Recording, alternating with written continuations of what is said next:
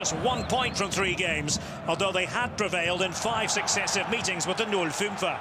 Mainz didn't give Augsburg time to settle, and 10 minutes in they took the lead through Karim Onisivo, albeit 6 minutes later it was veteran defender Stefan Bell who swept the ball home, an accomplished piece of finishing by the 30. There was no let-up, and Burkhardt was to make his first statement of the night 11 minutes later. A goal from the captain of Germany's under-21s. A minute before the end of the first period, though, Nordi Mukiele threw himself at a ball, squashing Jamie Leveling in the process and conceded a penalty. Fürth's captain and top goal scorer Branimir Hrgota stepped up. However, in classic cliché style, it was a game of two halves. No doubt buoyed up by a brisk half-time chat, Leipzig came out with a point to prove. Second time on the day. Birthday boy Emil Forsberg coolly put away his 30th Bundesliga goal on his 30th birthday. Dominik Szoboszlai made it 3-1. Similarly to Paulsen, he converted with one of his first couple of touches of the ball.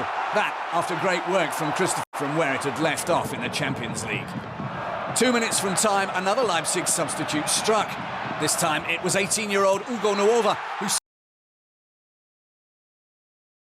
A Bundesliga penalty, an unsuccess. Mats Hummels had scored twice in Dortmund's 2-0 win here last season, but neither goal was as good as his strike here on the stroke of half-time. It's easy to forget that Jude Bellingham's just 18. Such has been his impact on and off the pitch in Dortmund. On 72 minutes, the midfielder showed his quality with a mesmerising solo goal. The England this season and had scored 5 goals in that matter.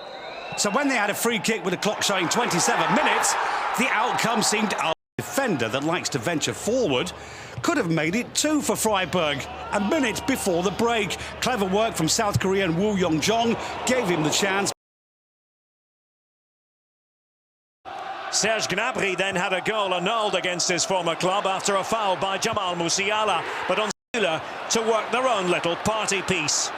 Müller finally outdoing Chris Richards before Lewandowski bagged an absolute stunner.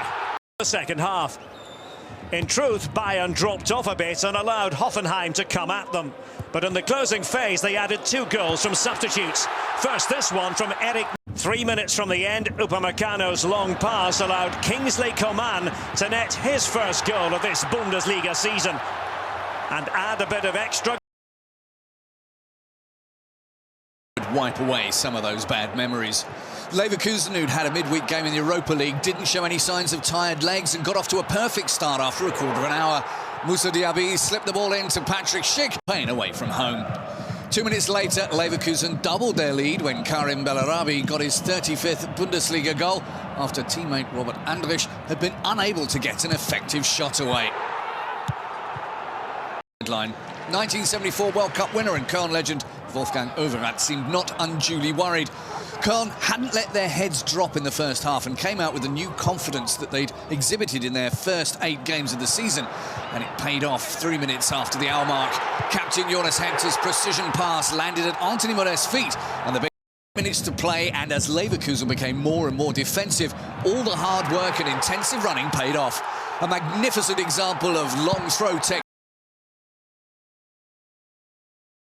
The answer was a lackadaisical one, as they were caught cold in the opening exchanges. Takuma Asano and Danny Bloom with the 2 changes in Thomas Reis's starting lineup compared to the win over Fürth. And both said it was Bochum who claimed their just rewards deep into injury time, when Sebastian Polter was the right man in the right place at the right time to extend their lead and secure. Just past the half-hour mark, a trademark Union counter saw the Nigerian Super Eagle sweep home in impressive fashion. A 7th goal in this season's Bundesliga, a mighty 90+3. Fagir made sure this would be a home debut to remember. The 18-year-old Dane of Afghan origin scoring a dramatic equaliser. It wasn't until 40 minutes that Hertha put together a worthwhile attack. From Marvin Plattenhart's long throw-in, A deflection off the back of her to old boy Luca Netz saw Marco Richter score the goal in spectacular.